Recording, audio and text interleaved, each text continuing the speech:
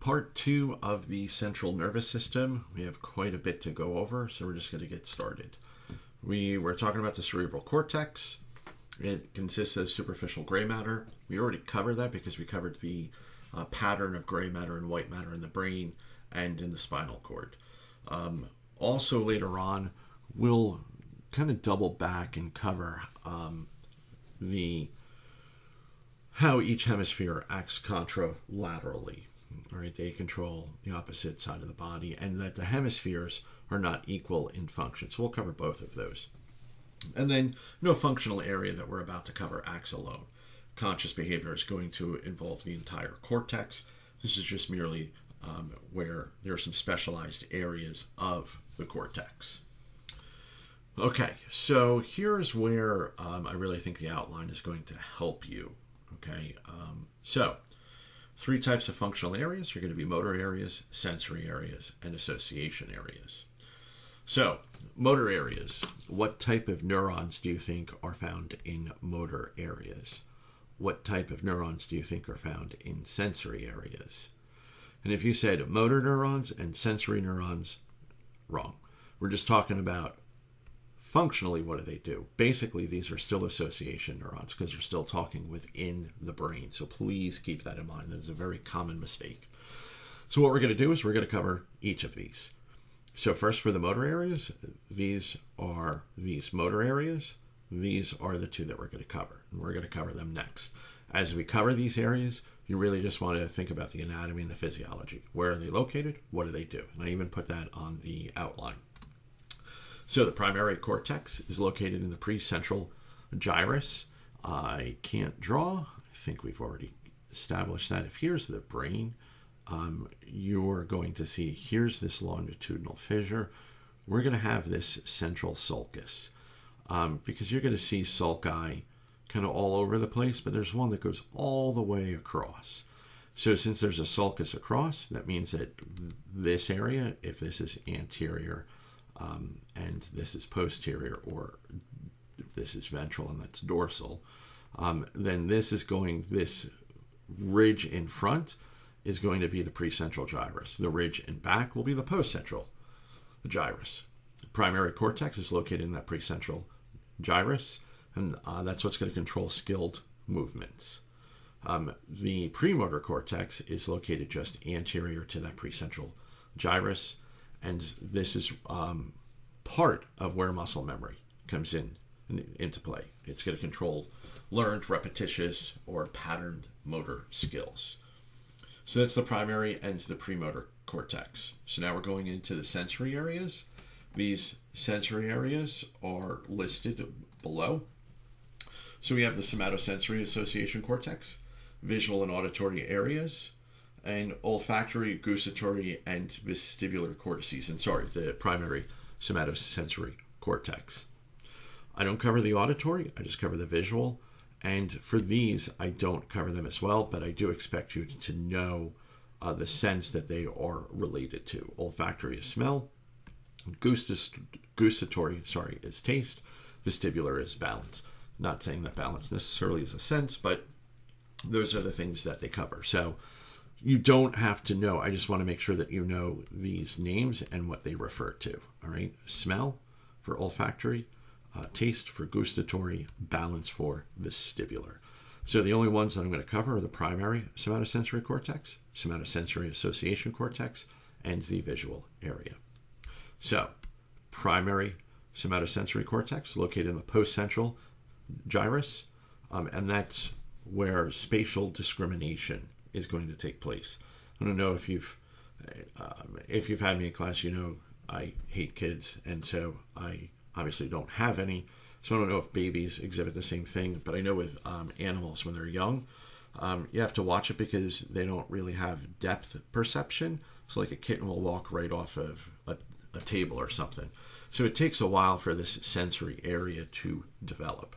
So next is going to be this somatosensory association cortex. And this is located just posterior to that post-central gyrus. It's posterior to where that primary somatosensory cortex is. Integrates sensory information, helps you determine size, texture, relationship of these parts. Initially, a lot of our knowledge about these areas came from unfortunate people that had viral lesions on various parts. And in this particular case, people who had viral lesions in this somatosensory association cortex, if you gave them, I don't know, let's say a silver dollar and a paperclip, and you put them in a bag and told them to just reach in and take out the paperclip, they wouldn't be able to do it. They wouldn't be able to feel and be able to discern the difference between the two of them because this somatosensory association cortex, they were not able to discern size, texture, and those sorts of things. The visual areas, we have the primary visual cortex. It's at the extreme posterior tip of the occipital lobe. This receives visual information from the retina. There's going to be a couple of stops along the way, thalamus, and we'll talk about that. And then we have the visual association area, and that just surrounds that primary visual cortex, and that's where color, form, and movement comes from. All right, so those are the sensory areas. I told you we had quite a bit. And actually for all of these, flashcards aren't necessarily a bad idea for these. Write them on the other side. Where are they located? What do they do? The association areas, there are all of these. Prefrontal cortex, language, general interpretation, visceral association.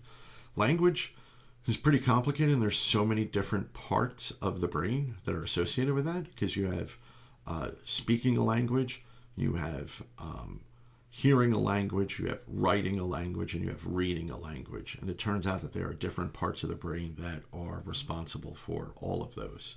But the only one that we are going to cover is this prefrontal cortex. So this prefrontal cortex is located in the anterior portion of the frontal lobe. It's involved with intellect and personality, and this is necessary for judgment and conscience. This is closely linked to the limbic system. The limbic system, we're really not going to cover that much, but that is the emotional part of the brain. And what we see is that this prefrontal cortex is one of the last things to develop. There is this legal understanding, and this legal understanding may vary from state to state, but basically that children aren't going to be held to the same account as adults. And part of that reasoning comes from the lack of development of this prefrontal cortex, right? And there can be problems because it's so closely linked to this limbic system. If you're pulling into Wake Tech and someone cuts you off, this limbic system, you're going to want to get out of the car and beat the crap out of them.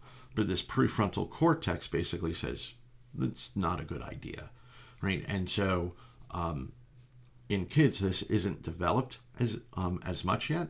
But there isn't one set point where this prefrontal cortex becomes developed, and I guess that's where those gray areas come into play. All right, and as I said, we're going to be talking about the lateralization of cortical function. That each hemisphere, that's what this term refers to, is that each hemisphere has some unique abilities, i.e. abilities that are not shared with the other hemisphere. And when we talk about cerebral dominance, we're really just talking about the hemisphere that is dominant for language. Remember how I was saying language has all of those different components to it? So what hemisphere has more of those parts? That's the cerebral dominance. Generally speaking, the left hemisphere is going to control language, math, logic. The right hemisphere controls your artistic skills. Based on your experience trying to discern my drawings, I think you know which hemisphere I am going to land on. And that, I believe, yes, this is the end of part 2.